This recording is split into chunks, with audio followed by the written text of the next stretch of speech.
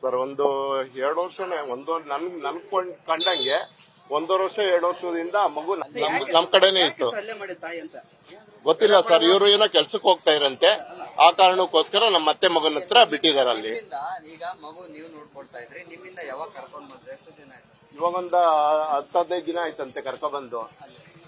10 ದಿನ 15 ದಿನ ಆಗಿದೆ ಕರ್ಕೊಬಂದು. ಅವನು ರೆಫರೆನ್ಸ್ಗೋಸ್ಕರ ನನ್ಗೆ ಫೋಟೋ ಬೇಕು ಅಂತ ಹೇಳಿ ಮಗು ಕರ್ಕೊಬರಕ್ಕೆ ಹೋದಾಗ ರೆಫರೆನ್ಸ್ಗೆ ಫೋಟೋ ತೆಗೆದು ಇಟ್ಕೊಂಡಿದ್ದಾರೆ.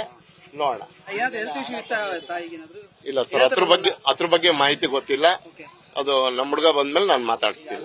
ಮಗುನ ನೋಡ್ಕೊಳ್ಳಿಕ್ಕೆ ಏನಾದ್ರು ಇಂತಿಷ್ಟು ದರ ಅಂತ ಅಂದ್ರೆ ದುಡ್ಡಿಂದ ಏನೋ ಚಾರ್ಜ್ ಮಾಡ್ತಿದ್ರೆ? ಹೌದೌದು, ದುಡ್ಡು ಕೊಡ್ತಾ ಇದ್ರಂತೆ. ತಿಂಗಳು ಎಷ್ಟು ಚಾರ್ಜ್ ಕೊಡ್ತಾ ಇದ್ರಂತೆ? 20,000 14,000 ಏನೋ ಸಂಬಳ ಕೊಡ್ತಾ ಇದ್ರಂತೆ.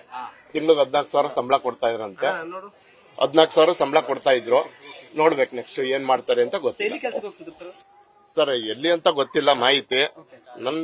ನಮ್ಮ ರಿಲೇಷನ್ ಹುಡುಗ, ಅವ್ರ ಅತ್ತೆ ಮಗ, ಅವ್ರ ಅತ್ತೆ ಬಂದು ನೋಡ್ಕೊತಾ ಇದ್ರು ಮಗುನ. ನಮ್ಮ ಹೆಸರು ಗೋವಿಂದ ಅಂತ sir. Thank you sir. News first, ನಿರ್ಭೀತಿಯಿಂದ ನಿಮ್ಮ ಪರವಾಗಿ.